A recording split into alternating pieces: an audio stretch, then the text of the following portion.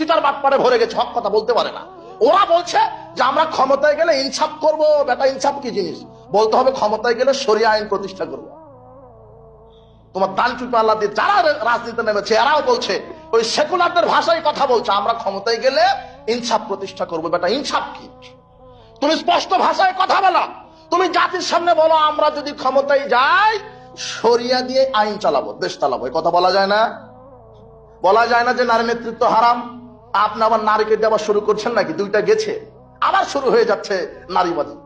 আপনি নারীর ছায়া তলে থাকছেন কেন? আল্লাহ নবী বলছেন লা ইফলিহা কওমুন ওয়া আমরাহুম ইমরাতান, ওই জাতি কখনোই সফল হবে না, গজব নাজিল হবে যেই জাতির একজন নেতা মহিলা হবে। কয়জন? তুমি আবার নারীকে প্রমোট করছো মানে? আপনি আবার দোয়া মেরে দিচ্ছেন। আমাকে বলছেন হুজুর অমুক নেত্রীর জন্য দোয়া করেন, দেশ শ্বাস থাকা পর্যন্ত কোন নেত্রীর জন্য দোয়া হবে না, নেতার জন্য দোয়া হবে। কিসের জন্য? নেতার জন্য। নারী হবে কেন মেম্বার? নারী হবে চেয়ারম্যান কেন? এটা বলতে পারে না? নারী নেতৃত্ব ইসলামে কি হারাম, এটা বলতে পারে না? মাওলানা সাহেব রাজনীতির কথা বলবে কেন? আপনি হুজুর মানুষ, একটু অজু গোসল কুলুপ ঢিলা শিখাবেন, আপনি রাজনীতির কথা বলবেন কেন? যে বলছে সে অজু জানে না। যে আমাকে বলছে যে মাওলানা মানুষ আপনি, আপনি হুজুর মানুষ, আপনি ঢিলা কুলুকের ফজিলত শিখাবেন, আপনি রাজনীতির কথা বলতে গেছেন কেন? এই কাপুরুষ, রাজনীতি তুমি করবে? রাজনীতি আলেম করবে। রাজনীতি আলেম বুঝে। এই পৃথিবী আল্লাহ, এই পৃথিবী বিধান চলবে কার? আল্লাহ। তুমি তো সামান্য মাত্র 56,000 বর্গ মাইলের একটা ইউনিটের সভাপতি, তাই তুমি আমাকে বলছো রাজনীতি তুমি করবা? ওমর ইবনুল খাত্তাব ছিল অর্ধ পৃথিবীর প্রধানমন্ত্রী। বলো তো কি পৃথিবীর? অর্ধ পৃথিবীর। তোমার বাংলাদেশ মানচিত্র দেখা যায় না, তুমি তার একটা ছোট্ট একটা পটকার নেতা হয়ে তুমি আমাকে বলছো রাজনীতির কথা বলবেন না? কাপুরুষ, তুমি কি জানো রাজনীতির?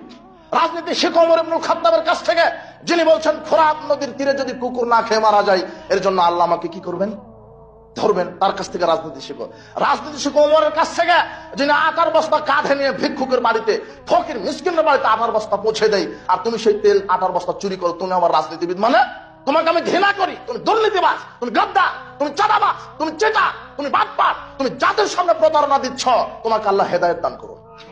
তুমি কি বুঝো রাজনীতির? তুমি কি বুঝো? রাজনীতির উল্টাটাই হচ্ছে দুর্নীতি, এটাই তুমি বুঝো। আশ্চর্য কথা, তুমি কি বুঝেছ? তুমি তো বাংলাদেশের নেতা, তুমি তো বাংলাদেশে নেতৃত্ব দিয়ে থাকো। এদেশ মুসলমান, এদেশে মুসলমানের, এই দেশ চলবে আল্লাহর বিধানে। এটাই আক্ষেপ।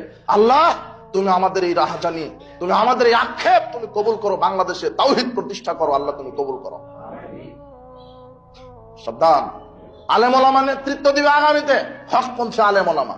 কোন চাঁদাবাজ, কোন বেনামাজি, কোন লুচ্চা, কোন হারামখোর, দুর্নীতিবাজ বাংলাদেশের নেতা হওয়ার সুযোগ দেওয়া যাবে